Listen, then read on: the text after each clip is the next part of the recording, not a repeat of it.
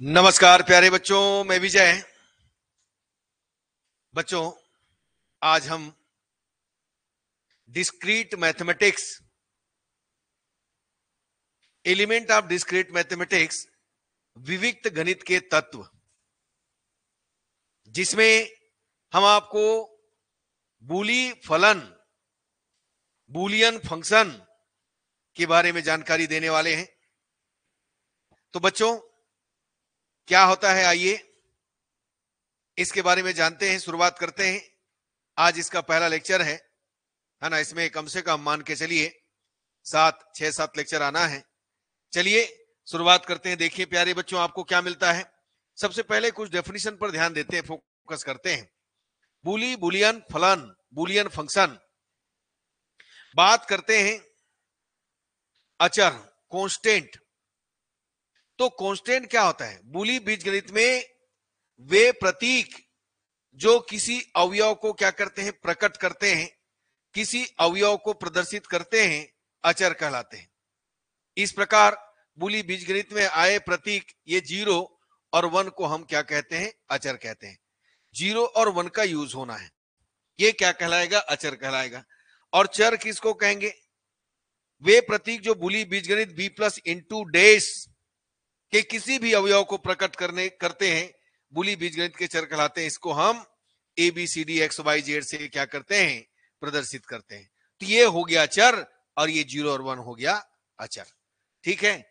अब इसमें देखिए बूली फलन, बूली फंक्शन क्या है? अचर और चर का बूली बीजगणित की द्विचर संक्रियाओं तथा चर संक्रिया के परिमित, द्विचर संक्रियाओं तथा चर संक्रिया के परिमित संख्या में सम्मिलन को बूली फलन कहते हैं। ये देखिए, जैसे देखो ये प्लस है तो x प्लस एक्स डेस 1 हो गया, x इंटू वाई डेस या x into Y into Z dash plus x into Y dash Z. ये जितने भी ढंग से दिखेंगे जिसमें होगा द्विचर संक्रिया प्लस इंटू डेस, तो ये इस ढंग से होता है और ये वेरिएबल है, हम इसको कहते हैं बूली फलन, बूली फंक्शन। तो यहां पर ध्यान दीजिएगा, नोट है, बूली फलनों में प्लस के स्थान पर यदि हम क्या रखें, यूनियन, और इंटू के स्थान पर क्या रखें, इंटरसेक्शन। यूनियन संघ और इंटरसेक्शन सर्वनिष्ठ हम इसका उपयोग कर सकते हैं, याद रखिएगा। किसी भी बूली फलन में चरों की संख्या उसमें विद्यमान अलग अलग अक्षरों, है ना, की संख्या होती है जो चरों का निरूपण करते हैं। जैसे हमारे पास a तथा a को हम एक ही चर गिनते हैं। क्यों? क्योंकि a और a एक दूसरे के क्या है, कॉम्प्लीमेंट्री है, पूरक है। इस प्रकार a प्लस a एक ही चर का फलन है, जबकि a इंटू बी तथा a इंटू बी दो चरों का फलन है। याद रखना, इसको एक ही काउंटिंग किया जाता है, याद रखिएगा। तो ये नोट भी ध्यान रखिए। तो जब भी ऐसा दिखेगा हम इस फंक्शन को क्या कहेंगे, बूली फंक्शन कहेंगे। अब इसमें भी इसका प्रकार है एक पदी फलन, मोनोमियल फंक्शन। देखिए प्यारे बच्चों, वह बूली फलन जो संक्रिया प्लस या कोष्टक यानी ब्रेसेस जिसके अंदर ना हो, हम उसको एक पदी कहते हैं। देखो प्लस है क्या, नहीं है, इंटू है, कोष्टक है क्या, नहीं है, ये देखिए x into Y into Z dash. तो ये होता है एक पदी फलन, मोनोमियल फंक्शन। ठीक है, एक बहुपदी फलन, पॉलिनोमियल फंक्शन। तो यदि इसी में प्लस और ब्रेसेस कोष्टक आ जाए, है ना, तो है ना, कोष्टक युक्त फलनों को हम बहुपदी फलन कहते हैं, एक पदी फलन का योग कहलाएगा। ठीक है ना। जैसे कि हमारे पास मान लेते हैं आ गया x प्लस वाई डेस, एग्जाम्पल है x plus Y dash into X plus x डेस। तो ये क्या हो गया, हम इसको क्या कहेंगे, बहुपदी फलन। बूली फलनों के पदों को प्लस चिन्ह द्वारा अलग किया जाता है। जैसे कि देखिए example, X into Y plus x dash into Y dash into Z के पद को हम एक्स इंटू वाई तथा X dash into Y into Z के द्वारा लिख सकते हैं। एक आता है न्यूनतम या अल्पिष्ट बूली फंक्शन, मिनिमल बुलियन फंक्शन। माना किसी फलन में n चर है, कितना चर है, किसी फलन में n चर है, तो सभी n चरों का एक साथ गुणन, देखिए मान लेते हैं हमारे पास फलन में n चर है x y z n, ठीक है ना, उन सबका गुणन n चरों का अल्पिष्ट फलन कहलाएगा। क्या कहलाएगा? n चरों का अल्पिष्ट फलन कहलाएगा गुणन जो है।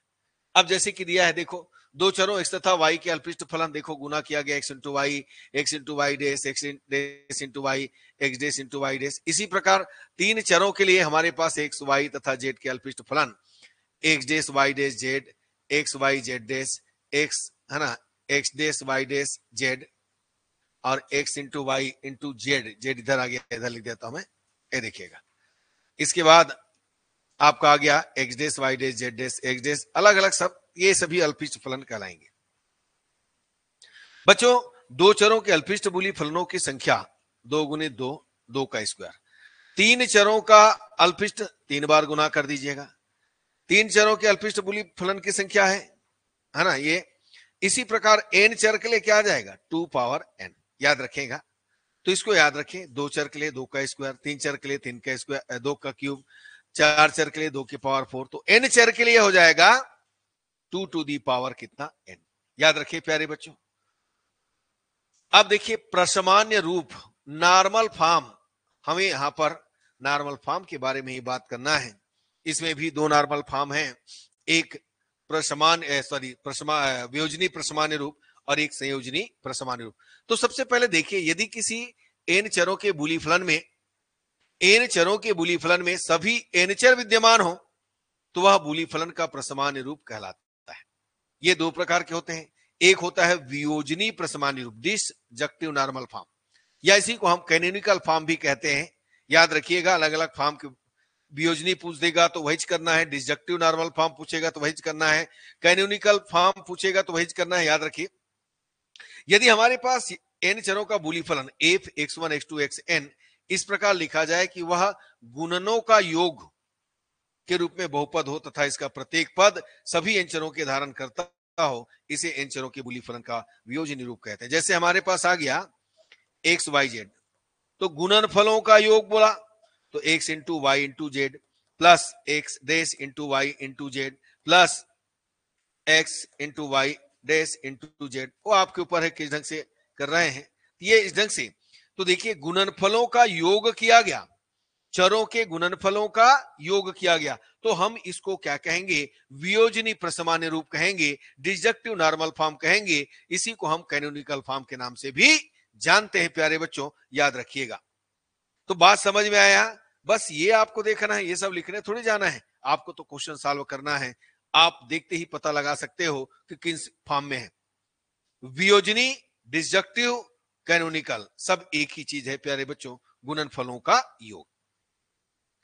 जैसे कि एग्जांपल दिया देखिएगा, F x Y Z X Y plus x dash Y dash, तीन फलन के लिए हमारे पास देखिए एक्स वाई जेड, अभी जैसे कि मैंने बताया। एक होता है पूर्ण वियोजनी प्रसामान्य रूप। पूर्ण वियोजनी तब होगा जब हम उस फंक्शन को क्या करेंगे? सॉल्व करेंगे और लास्ट में हमको क्या मिलेगा? 1 मिलेगा। देखिएगा, यदि दत्त चरों की संख्या के लिए, दिए हुए चरों की संख्या के लिए सभी संभव अल्पिष्ट फलन वियोजनी प्रसामान्य रूप के बुली फलन के पद हो तो ऐसे फलन को पूर्ण वियोजनी प्रसामान्य रूप का, है ना, प्रसामान्य रूप का बुली फलन कहेंगे। चूंकि n चरों के अल्पिष्ट फलनों की संख्या 2 पावर n होती है, अतः n चरों के एक पूर्ण वियोजनी प्रसामान्य रूप के फलन में पदों की एकल संख्या 2 पावर n होगी और पूर्ण वियोजनी प्रसामान्य रूप के बुली फलन का मान क्या होगा? 1 होगा। तो देखिएगा 2 पावर n, यदि हमारे पास दो चर है तो दो चर है तो 2 पावर 2 कितना होगा? 4 पद होंगे, है ना। तो इस ढंग से देखते हमको जाना है। चलिए आइए बात करते हैं, देखते हैं, ये पूरा कंप्लीट सॉल्व करने पर मन मिलेगा। अब आता है संयोजनी प्रसामान्य रूप, कंजक्टिव नॉर्मल फॉर्म। सेम वही है, कंजक्टिव। यहां पर क्या करेंगे? वहां गुणनफल का योग किए थे, यहां योगफल का गुणन करेंगे। वेरिएबल का योगफल रहेगा, उसको ब्रैकेट लगाकर गुणनफल में लिखेंगे। तो यही है, यदि n चरों का एक बुली फलन गुणनखंडों के रूप में इस प्रकार लिखा जाए, प्रत्येक गुणनखंड सभी n चरों के योग के रूप में हो, ऐसे फलन को संयोजनी प्रसामान्य रूप का बुली फलन कहते हैं, या फिर द्वैत, ड्वेल कैनोनिकल रूप का फलन भी कहते हैं। याद रखिएगा, ड्वेल कैनोनिकल फॉर्म भी कहते हैं। ये देखिएगा एफ एक्स वाई जेड, ये देखो एक्स प्लस वाई डेस है और एक्स डेस प्लस वाई डेस है, इनटू में लिखा गया कि नहीं लिखा गया है? देखिए तीन चर के लिए भी x plus y Z x माने ब्रेकेट लगा करके प्लस, वहां पर इंटू किए थे, यहाँ प्लस हो जाएगा। ये वहां इंटू इंटू था, यहाँ प्लस था, अब यहाँ पर प्लस हो गया और ये इंटू हो जाएगा। तो बस यही अंतर है ना। पूर्ण संयोजनी भी होता है, तो पूर्ण संयोजनी के लिए यहाँ पर क्या आना चाहिए? कंप्लीट लास्ट में टोटल वैल्यू जो है शून्य आना चाहिए। प्यारे बच्चों याद रखिएगा, यदि किसी एन चरों वाले संयोजनी प्रसमानी रूप के फलन में सभी संभव 2 पावर n गुणनखंड विद्यमान हो तो ऐसे बुली फलन को पूर्ण संयोजनी प्रसमानी रूप का बुली फलन कहते हैं। आपने देखा example f of x y is equal x plus Y into X plus Y dash into X dash plus Y into X dash plus Y dash. इस ढंग से राइट कर सकते हैं। यदि मैं इसको कंप्लीट सॉल्व करूं, है ना, कितना पद हो? देखो x और y है तो 1 2 3 4, यहां पर रखेंगे 2 पावर 2 तो 4 पद आ रहा है, याद रखिएगा। यदि इंटू के लिए हम भी वियोजनी में देखें तो उसमें भी 4 पद आना है। x इंटू वाई एक पद, x डेस इंटू वाई दूसरा पद, x इंटू वाई डेस तीसरा प्लस x डेस वाई डेस चौथा पद। ये अब इसको सॉल्व करेंगे तो आपको 1 मिलना है, तो ये पूर्ण वियोजनी होगा। अब इसको सॉल्व करोगे तो 0 मिलेगा, ये क्या होगा? पूर्ण संयोजनी होगा। प्यारे बच्चों 0 मिलेगा सॉल्व करने पर, कंप्लीट सॉल्व होने के बाद यदि आपको 0 मिला तो आप कहिएगा संयोजनी प्रसमानी रूप, कंजक्टिव नॉर्मल फॉर्म। और यदि 1 मिलता है तो आप कहिएगा वियोजनी प्रसमानी रूप, है ना, डिसजक्टिव नॉर्मल फॉर्म। उसको हम इसी को डिसजक्टिव नॉर्मल फॉर्म को कैनोनिकल फॉर्म कहते हैं और कंजक्टिव नॉर्मल फॉर्म को हम डुअल कैनोनिकल फॉर्म के नाम से जानते हैं। बस इतना ही है। तो ये तो हम डिस्कशन कर लिए, संयोजनी हम समझ गए कि क्या होता है, वियोजनी हम समझ गए क्या होता है। तो इस पूरे एक्सरसाइज में इन्हीं दोनों का क्वेश्चन करना है प्यारे बच्चों, याद रखिएगा। तो हम एक काम करते हैं, पूर्ण माने वियोजनी और संयोजनी को सॉल्व करने के लिए हम लोग एक रूल देख लेते हैं ताकि आपको पता चले कि आपको क्या करना है। ठीक, याद रखिए वियोजनी में 1 और संयोजनी में पूर्ण में 0, उसी ढंग से वहां पर भी हम यूज करने वाले हैं। आइए मेथड देखें। अच्छा, इसमें थोड़ा सा और देख लीजिए। संयोजनी प्रसमानी रूप के किसी फलन का पूरक फलन, पूरक फलन की बात किया गया है। पूर्ण संयोजित प्रसमानी रूप के उन गुणन खंडों का गुणन जो दत्त दिए हुए संयोजनी प्रसमानी रूप में विद्यमान ना हो, दिए हुए संयोजनी प्रसमानी रूप के बुली फलन का पूरक कहलाता है। देखिए एफ डेस एक्स वाई जेड, तो x plus Y dash Z जो दिया रहेगा उसी में हमको करना है। वैसे ही वियोजनी प्रसमानी रूप का है, वियोजनी रूप में व्यक्त एफ बुली फलन है तो एफ का पूरक फलन एफ डेस एक बुली फलन है जो पूर्ण वियोजनी रूप में उन सभी पदों का योग है जो एफ की वियोजनी रूप नहीं है। ये एग्जाम्पल आपको दे दिया है। तो बच्चों ऐसे तो सिर्फ जानकारी रखिए, हमें यहां पर क्वेश्चन करना है तो ये हम आपको दिखा रहे हैं। देखिए वियोजनी प्रसमानी रूप, हमें जो क्वेश्चन दिया है उसको सॉल्व करके वियोजनी प्रसमानी रूप में लाना है। तो सबसे पहला काम दिए गए फलन को सरल करना, कम से कम पदों में प्राप्त करना। पहला काम तो ये करना, कम से कम पदों में प्राप्त करना। उसके बाद दूसरा देखिएगा, अब सॉल्व करने के बाद द्वितीय चरण में क्या करना? प्रत्येक पद को उतने ही 1 से गुना करो जितने चर उसमें विलुप्त है। हम चेक करेंगे, मान लेते हैं हमारे पास x है पहला प्लस xy है दूसरा, तो पहला पद में y एब्सेंट है तो उसके जगह में क्या रखेंगे? 1, यानी जितना चर एब्सेंट है उसके जगह में आप 1 रखिएगा। पहले तो पूरा सॉल्व करें, उसके बाद 1 रखें। अब तीसरे चरण में आप क्या करोगे? 1 के प्लेस पर जो चर विलुप्त है उसी के हिसाब से यहां पर रखेंगे। हम जानते हैं प्यारे बच्चों x plus x dash is equal 1, y plus Y dash is equal 1, z plus Z dash is equal 1, यही जानते हो आप, याद रखिएगा। चतुर्थ चरण की बात करेंगे, ये काम हो गया। चौथे चरण में हम वितरण नियम लगाएंगे, डिस्ट्रीब्यूशन लॉ लगाएंगे। a ब्रैकेट में b प्लस सी तो a into B plus a into C होता है। यदि इसमें लगाने के बाद पुनरावृत्ति हुआ, सेम आया, उसको हम 1 टाइम राइट करेंगे। इसको हम कहते हैं वर्गसम नियम। a plus A is equal A होता है प्यारे बच्चों, याद रखिएगा। तो वियोजनी प्रसमानी रूप समझ में आया।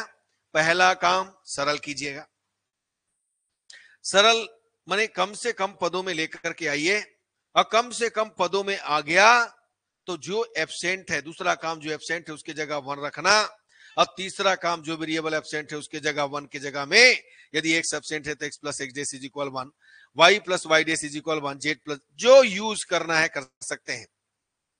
इसके बाद हम लास्ट स्टेप में क्या करते हैं, सरल करने के लिए वितरण नियम डिस्ट्रीब्यूशन लॉ लगाते हैं, और यहां पर जो लगने वाला है ए ब्रैकेट में b plus c is equal a c plus b सी।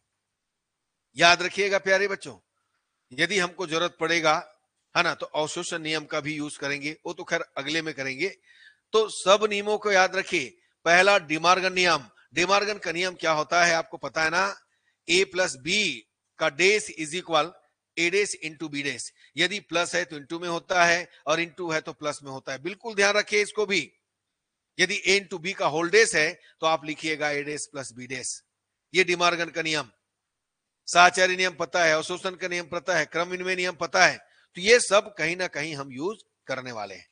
ठीक, तो ये समझ गए आप क्या करना है, ये पुनरावृत्ति होगा उसको एक बार लिखना है। तो ये तो हुआ वियोजनी प्रसमान्य रूप, है ना, डिसजक्टिव नॉर्मल फॉर्म। आइए कंजक्टिव नॉर्मल फॉर्म में संयोजनी प्रसमान्य रूप में सेम काम यहां पर भी करेंगे।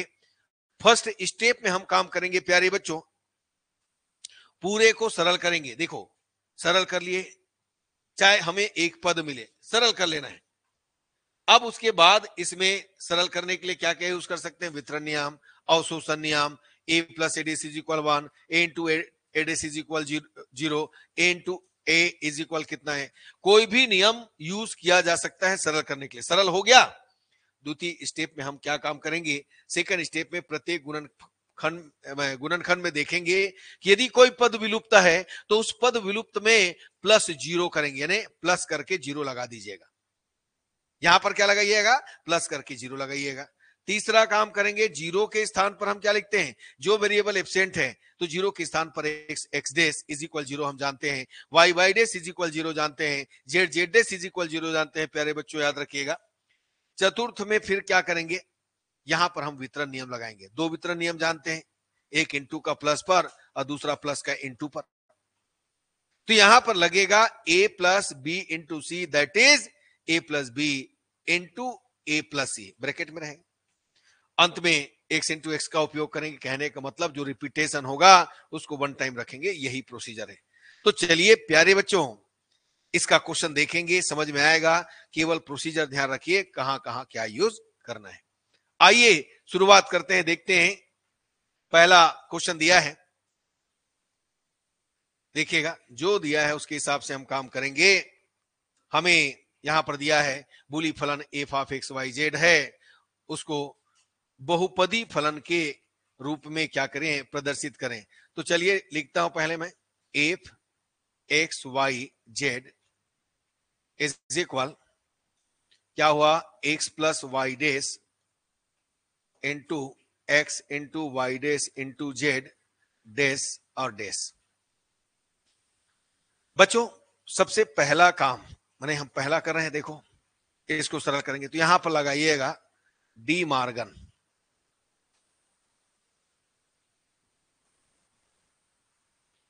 आपको हमने बताया था डी मार्गन लिख दीजिए, आप फार्मूला भी लिख सकते हो, कोई दिक्कत नहीं है। अब देखो डेस है पूरे ब्रैकेट में, तो डेस है और दोनों दो एलिमेंट है समझो, इन दोनों के बिटवीन प्लस है, तो इसका डेस और इसका डेस कैसे होगा, एक्स प्लस वाई डेस का डेस, और इंटू है तो क्या हो जाएगा, प्लस हो जाएगा, और x into Y dash Z डेस डेस का डेस। फिर से यहां पर डिमार्गन लगाइए, ये देखो तो इसका डिमार्गन क्या आएगा, एक्स डेस इंटू वाई डेस का डेस, प्लस इसमें भी डिमार्गन लगाइए, तो ये डेस और डेस फिनिश हो जाएगा, तो आपको क्या मिलेगा, x into Y dash into Z. याद रखिएगा ए डेस का डेस इज इक्वल कितना होता है, ए। अब यहां पर सेम एक्स डेस हुआ इंटू वाई हुआ, और एक्स डेस वाई डेस कितना हुआ, जेड डेस हुआ। तो ये हमने बहुपदी गुणनखंड के रूप में लिख लिए इसको, जो एक बहुपदी फलन है। अब दूसरे में आइए, दूसरे के लिए क्या करेंगे, गुणनखंडों के रूप में लिखना है, एफ एक्स वाई जेड उसी को पूरा लिखिए फिर से, x plus Y dash into x into y dash into z dash.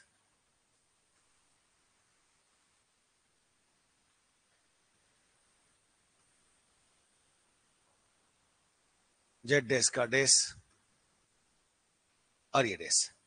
फिर वही काम करना है पहले तो, x प्लस वाई डैश का dash x into y dash into z dash का डैश, ये हमने लगा दिया डिमार्गन।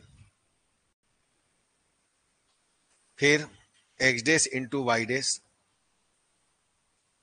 x into y dash into z dash, यहां पर लगाया गया ए डैश का डैश इज इक्वल है, ये वाला डैश डैश हटाएगा। अब क्या कीजिएगा, ये देखो इनमें और इनमें डैश को हटा दिया गया। अब क्या करो, वाई डैश का वाई हो जाएगा, फिर से वही हट गया, ये आपको मिल गया। अब इसमें हम लगा देते हैं वितरण।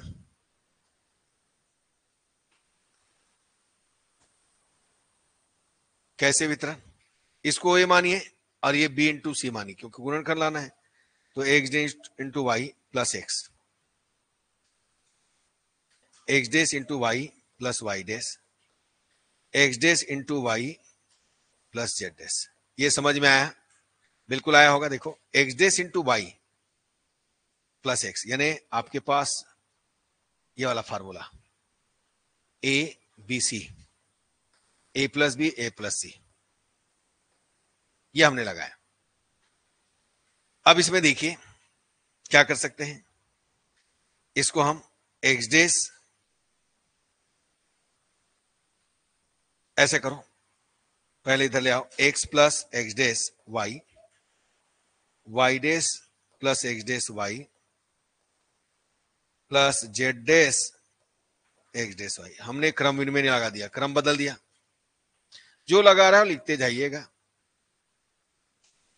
फिर वही वाला वितरण फिर लगाइए, x plus x dash x plus y, y dash plus x dash, y dash plus y, z dash plus x dash और जेड डैश प्लस वाई।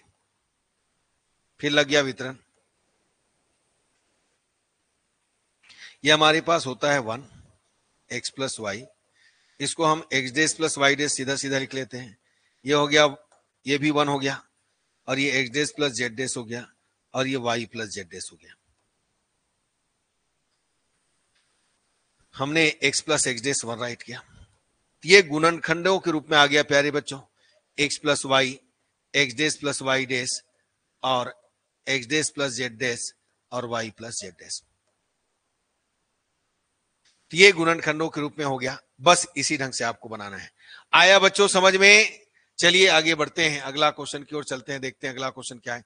हमें बोला गया है वियोजनी प्रसमान्य रूप में बदलना है, ध्यान देना। निम्नलिखित बुली फलन को वियोजनी प्रसमान्य रूप में बदलिएगा। तो चलिए पहले लिखिएगा, क्या दिया है भाई, f is equal x into y dash into z और एक्स डैश इंटू जेड, यही दिया है ना। देखिए यदि सरल होता है तो सरल कीजिए, अदरवाइज जो एब्सेंट है उसके जगह में लिखिएगा। तो देखिए ऑलरेडी है ना, छोटा है, इसको क्या करेंगे, बस रहने दो। हम लोग क्या करेंगे वियोजनी के लिए, ये तो तीनों प्रेजेंट है, तीनों वेरिएबल। यहां पर कौन एब्सेंट है भाई, यहां पर वाई एब्सेंट है, तो उसके जगह लिख देंगे 1।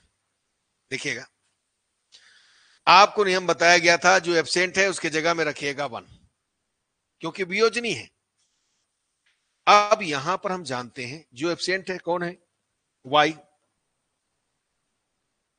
तो x into y dash into z, रहने दो इसको, x dash into Y plus Y dash into z. अब यहां पर हम x into y dash, x dash y और एक्स डैश वाई डैश, ये लगा दिया वितरण। अब इनका भी वही कर दो, राइट से लेफ्ट से है तो वितरण ही लगा देते हैं। ये देखिए एक्स डेस वाई जेड, ध्यान देना, x dash Y Z plus x dash Y dash Z dash. तो देखिए तीनों वेरिएबल है कि नहीं, सब में डिफरेंट तो नहीं है ना। एक देखिए, यही क्या है, वियोजनी प्रसमान्य रूप है।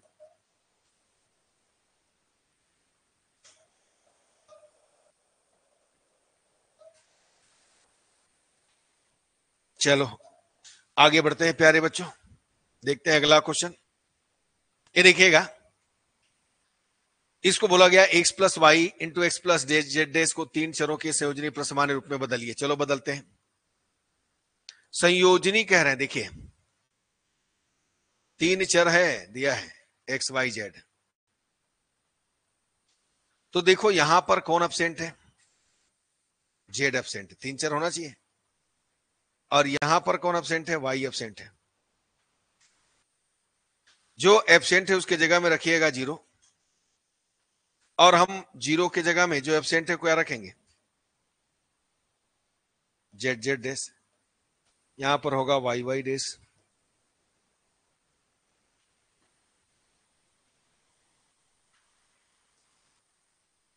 अब लगाइए वितरण एक्स प्लस वाई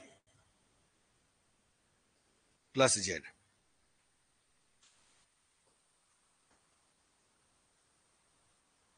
यहां पर आएगा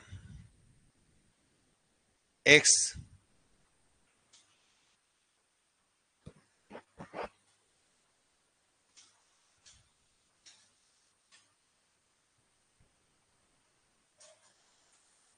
एक्स प्लस वाई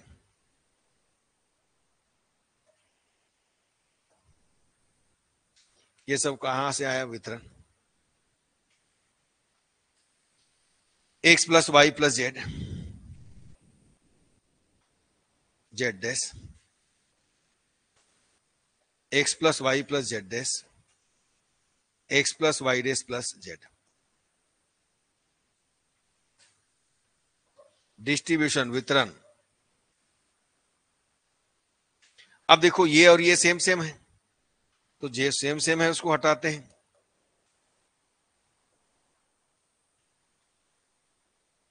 एक लिख देंगे इसको, यहां पर हमने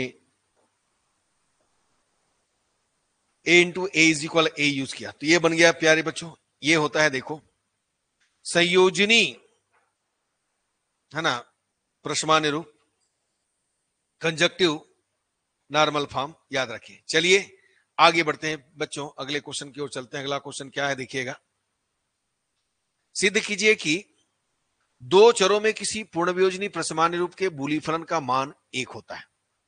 तो इसके लिए सिद्ध करना है, चलिए।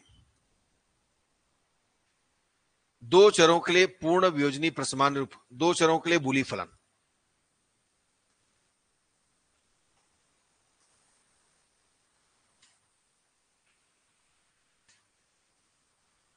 आपके पास है X into Y, X into Y dash, X dash into Y, ये बूली फलन है दो चरों के लिए, ठीक है। अब इसको सॉल्व करते हैं, चलो फिर वापस। यहां पर मैं क्या लगा दिया, वितरण,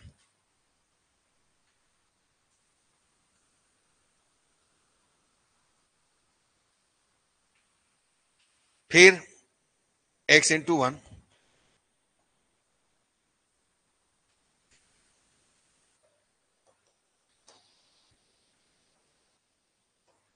इसको हम गुणनतर समक भी कहते हैं, वन को हटना जुड़ना, एक्स प्लस एक्स डेस वन, यही आपको लाना था। इस प्रकार पूर्ण वियोजनी का मान हमेशा कितना होता है, एक होता है। चलिए आगे देखते हैं प्यारे बच्चों, आगे और है क्या। तो बच्चों आगे नहीं है और देखेंगे नेक्स्ट क्लास में, ठीक है। मुझे उम्मीद है आपको समझ में आया होगा। चलिए आज का क्लास यहीं तक रखते हैं, नेक्स्ट लेक्चर में मिलेंगे। धन्यवाद प्यारे बच्चों, नमस्कार।